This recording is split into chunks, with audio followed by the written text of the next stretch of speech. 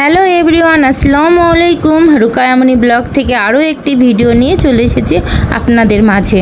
দেশ ও দেশের বাইরে যে যেখান থেকেই দেখছেন সবাইকে অন্তরের অন্তঃস্থল থেকে ভালোবাসা। আশা করি আপনারা সবাই ভালো আছেন, আমিও ভালো আছি আলহামদুলিল্লাহ। আসলে আজকে ভিডিওটি শুরু করেছিলাম সকালে রান্না দিয়ে। যে এত রান্না ভাবছেন আমাদের বাসায়, অবশ্য বাসায় না, আমি যেখানে রান্না করি আগেই বলেছি আমি এক জায়গায় কাজ করি, সেখানে শুধু আমার কাজ রান্নাই করা। তো অনেক মানুষ, এখন প্রায় 30-35 জন মানুষ, তো ওদের রান্না আমাকে একাই করতে হয়। জানি না কেন এবার আমাকে একাই করা লাগে, অন্যবার দুইজন করে নেয়, যে একজন কাটাকাটি করবে আর একজন রান্না করবে। তো এবার আমি একাই আমাকে সব কিছু করতে হচ্ছে। তো অনেক রোজা থেকে যে রান্না করা অনেক খাটনি হয়ে যাচ্ছে। তো সকালের জন্য আজকে বেগুন আলু সবজি রান্না করেছিলাম।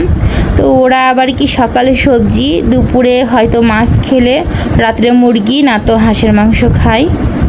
তো এই যে সকালে সবজি রান্না করে, আর এত পরিমাণে তাপ যে রান্নাঘরে থাকাই যায় না, এত তাপ জানেন। তো এই যে দেখুন আমি একটু আলুগুলো ভেঙে দিচ্ছিলাম যেন একটু মাখা মাখা হয়।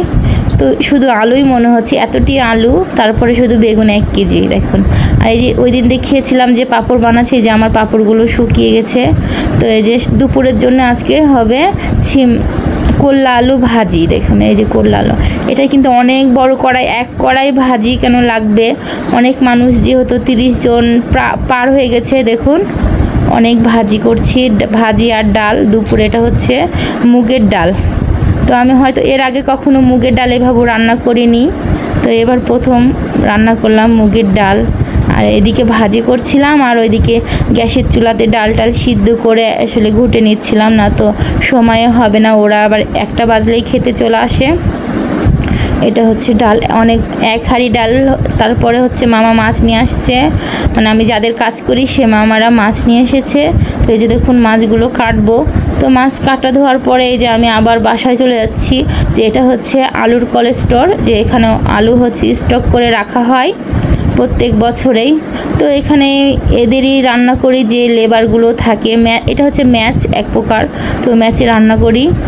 দেখুন এটা হচ্ছে 5তলা 4তলা কোল্ড স্টোর, অনেক পরিমাণের এখানে আলু থাকে। পরে হচ্ছে আলুগুলো বের হয়।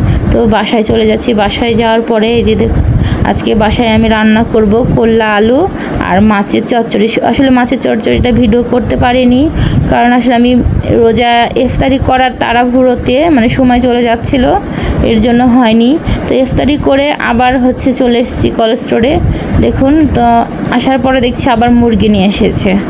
মাছগুলো ফ্রিজে রেখে দিলাম, দিয়ে এই যে মুরগি কাটা ধোয়া করে তো আবার হচ্ছে মুরগি রান্না বসিয়ে দিব। তো অনেক মানুষের রান্না যেহেতু, আর রোজা খুলে সবারই একটু ক্লান্ত লাগেই। তো আমার তো একদমই মনে হয় না যে রোজা খুলে আমি বাসা থেকে বের হই। তো কি করব বলুন, বের হতেই হবে, নিয়তির তো এটাই লিখন, হয়তো আমার ভাগ্যে এটাই লেখা ছিল। তো এই যে দেখুন আমি মুরগির জন্য মশলাটা কষিয়ে নিচ্ছিলাম ভালো করে। অনেক মুরগি, যেহেতু 4টা মুরগি এখানে একসঙ্গে, তো 4টা মুরগি রান্না করে মানুষ অনেক। তো পরে আবার কাঁচা পেঁয়াজগুলো দেওয়ার কারণ যেন ঝোলটা একটু মাখা মাখা হয়। আমার ভিডিও যদি আপনাদের কোনো অংশে ভালো লেগে থাকে অবশ্যই লাইক কমেন্ট সাবস্ক্রাইব করে দেবেন। সবাই ভালো থাকবেন, সুস্থ থাকবেন। আল্লাহ হাফেজ।